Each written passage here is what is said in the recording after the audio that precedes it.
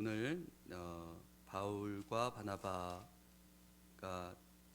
1차 선교여행을 이제 떠나게 되고, 그 선교여행에서 비시디아 안디옥에서 이제 말씀을 전하는, 또 선교하는 그런 장면이 나오고 있습니다.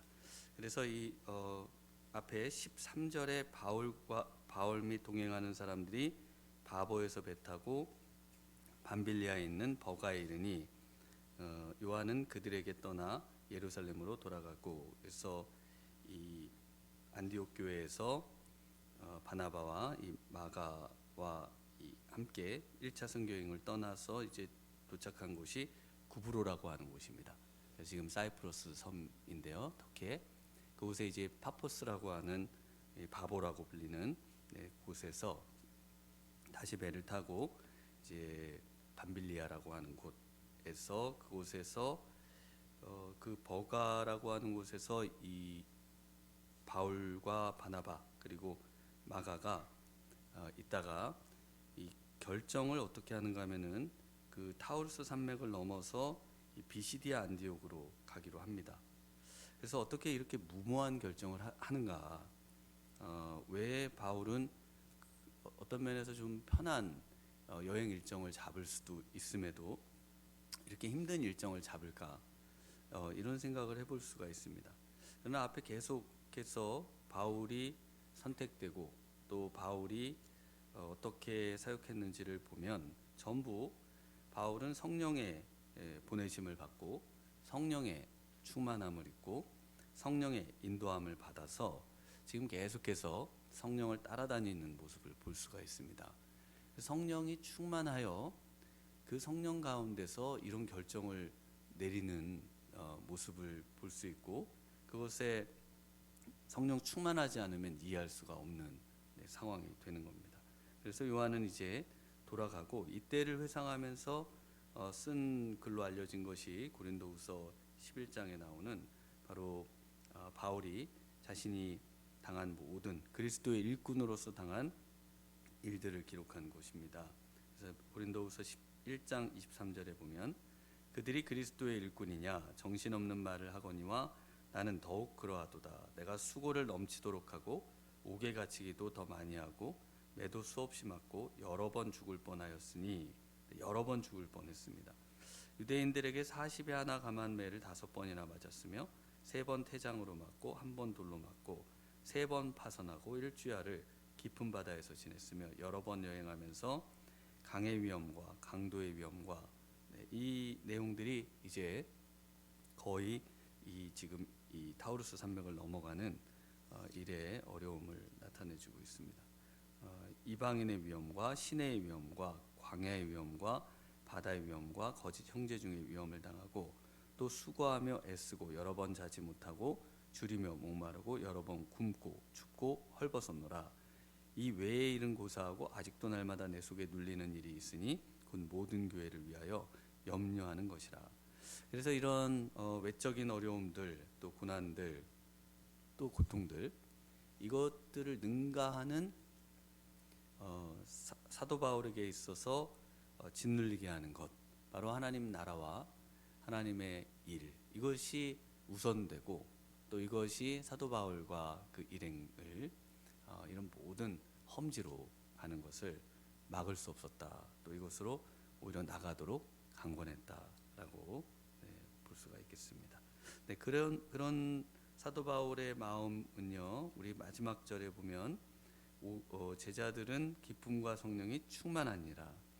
네, 삶 자체가 만일 이렇다면 기쁨이 어디 있고 또 성령의 충만이 어디 있을까 생각할 수 있겠지만, 제자들은 기쁨과 성령이 충만한, 또 우리 사도 바울과 또 이 일행들이 얼마나 기쁨과 성령이 충만한 그런 삶으로 이 일들을 감당하고 있는지를 볼 수가 있습니다. 오늘 우리의 삶이 정말 예수 그리스도를 향한 그 모든 것이 우선시 돼서 그 나머지 당면한 어려움과 고통, 또 모든 역경, 또 모든 아픔, 이것들이 오히려 아무것도 아닌 것처럼, 물론 어렵지만요, 그럼에도 우리가 예수 그리스도로 인해서 이런 고난당함이 우리의 삶 가운데 있는가? 아니면 하나님이 그저 나를 위해서만 필요한 그런 하나님인가? 이런 것들을 오늘 아침에 기도하시면서 한번 생각해 보시면 좋겠습니다. 네, 그래서 이 사도 바울이 이제 말씀을 증거하기 시작하면서 비시디아 안디옥에서 15절에 보면 율법과 선지자의 글을 읽는 후에라고 나옵니다. 그래서 유대인들도 말씀을 1년에 한 번씩 읽는 통독 프로그램이 있습니다. 그래서 율법에 해당하는 모세오경의 내용을 읽고 그것에 해당하는 이 선지서 또 성문서 이런 시편이라든지 또 선지서의 내용을 또 읽습니다. 모세오경 일부분하고 이걸 이렇게 읽어서 1년에 한 번씩 성경을 읽도록 되어 있습니다.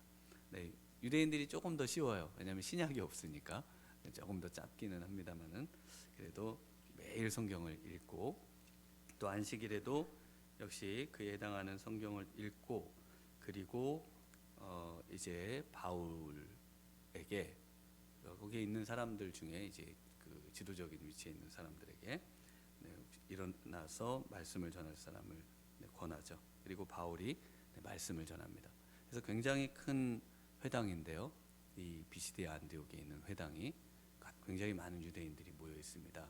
그곳에서 바로 이 가말리엘 문화에 있었던 랍비였던 이 바울이 일어나서 하나님의 말씀을 전할 그런 자격도 되고 또 하나님의 말씀을 풀어서 전하고 있습니다. 그 핵심이 이제 오늘 마지막 우리가 읽고 있는 설교의 마지막에 해당하는 32절에서 쭉 이제 소개가 되고 있습니다.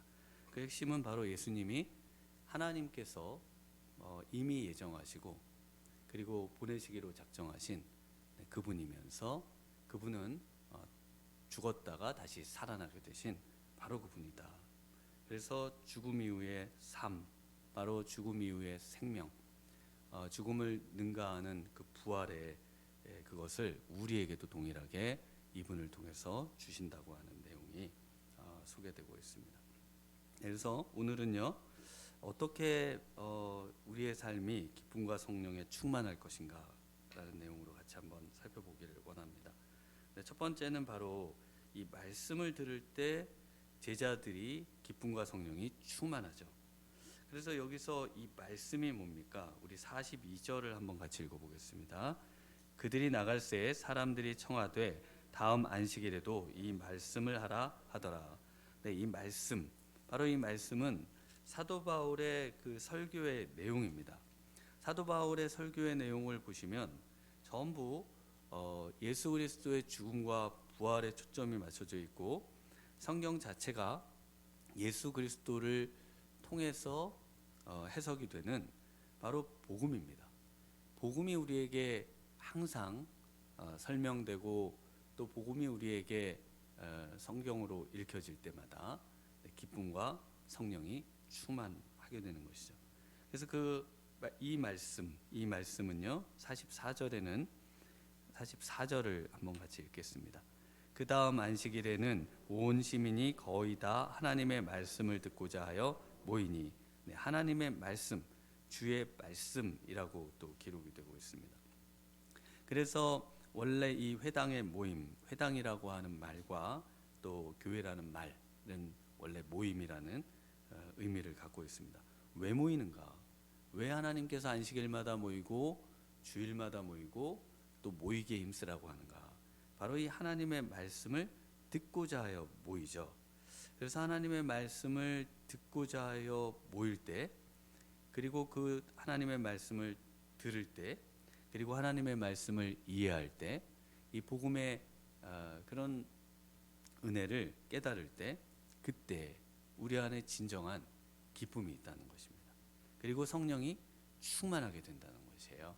그래서 이 아침에 말씀을 들으러 나오시는 분들은 하루 종일 이 기쁨, 이 하루에 우리 하나님의 말씀이 우리 안에서 정말 살아 꿈틀거리고 또 이 말씀이 우리에게 생명을 주고 우리에게 힘을 주고 모든 삶의 기준이 우리 하나님의 기준이 우선시되는 그런 은혜가 있는 것입니다.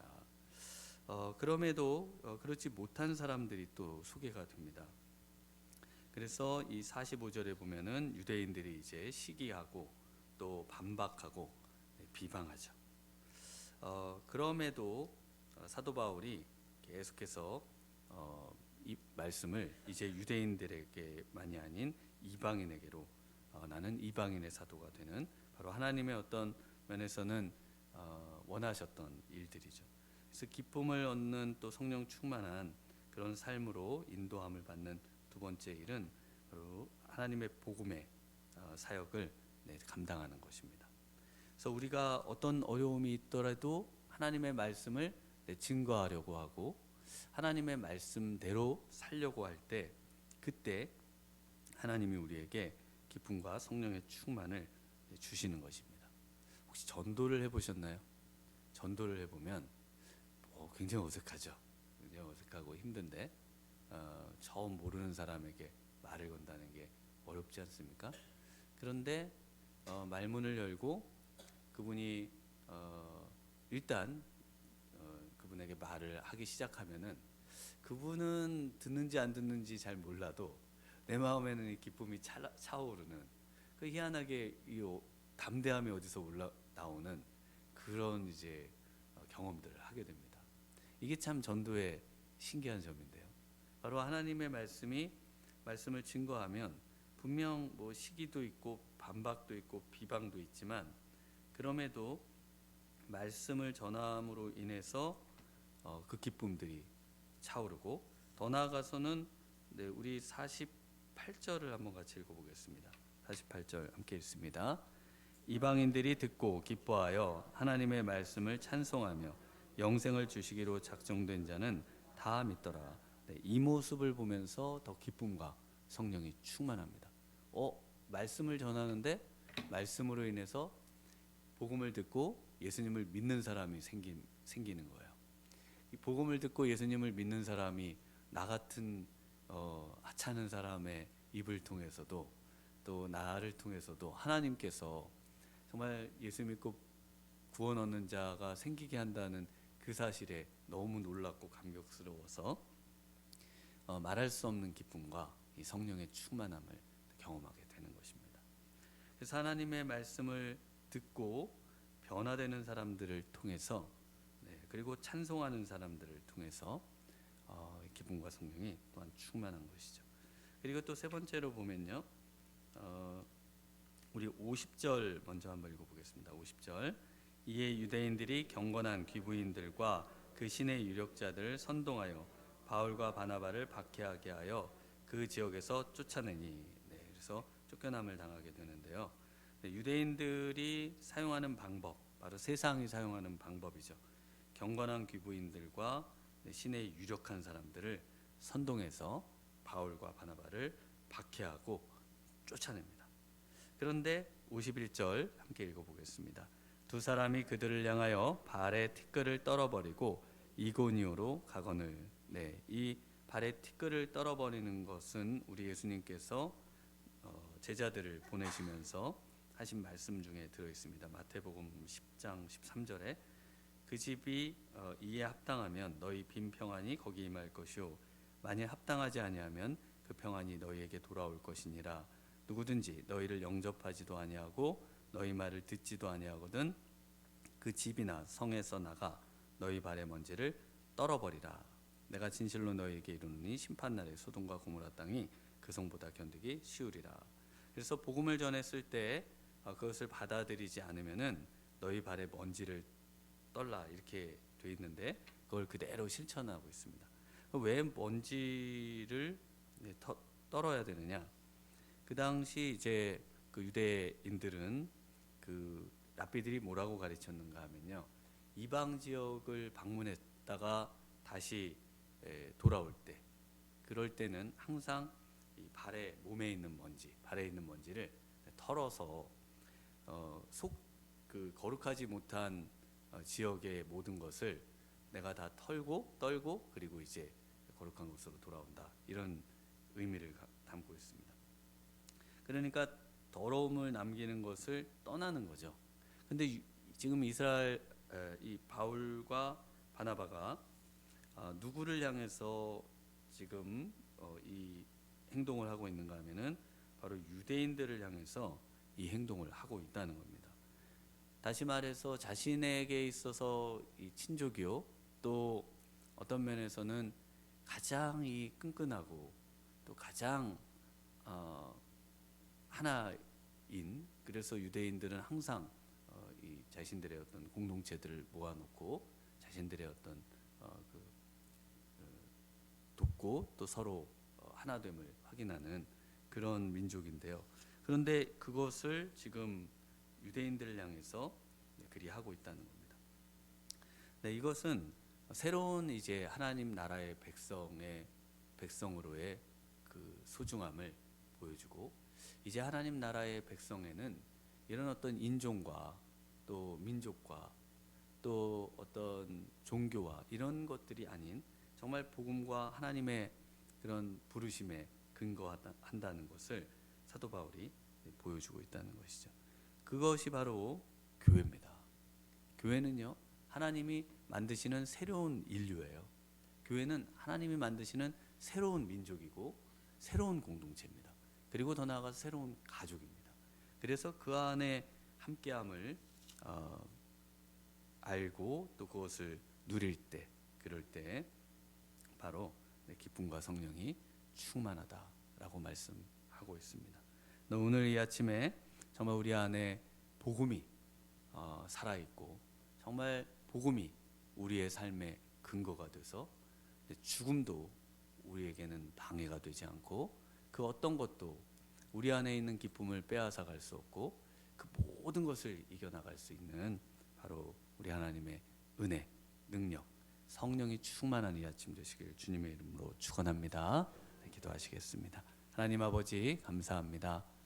정말 저희들의 삶이 우리 하나님의 말씀으로 충만하게 도와주시고, 그래서 하나님의 성령이 충만하고 기쁨이 충만하여 하나님 세상의 어떤 역경과 어려움도 능히 극복하고, 하나님 죽음도 우리의 앞길을 가로막지 못하고, 하나님 우리의 삶이 날마다 하나님 새 생명과 또 성령의 충만으로 하나님 승리하는 삶 되도록 이 아침에도 하나님 기도의 영을 우리에게 불어 넣어 주시옵시고, 이 아침에 하나님 정말 우리의 마음의 눈을 열어 정말 살아계신 예수님을 보게 하여 주시옵시고, 하나님 이 아침에 우리 살아계신 하나님의 말씀이 우리의 심령 깊은 곳에 하나님 도달하여 우리의 모든 잠자는 영혼들이 깨어나고, 하나님 정말 근심과 걱정과 염려를 하나님 모두 다 제거하고 정말 우리 주님만을 우리의 심령에 모시고 승리하는 하루 될 수 있도록 주님께서 큰 은혜를 이 아침 내려주시기를 원하옵고 예수님 이름으로 기도하옵나이다.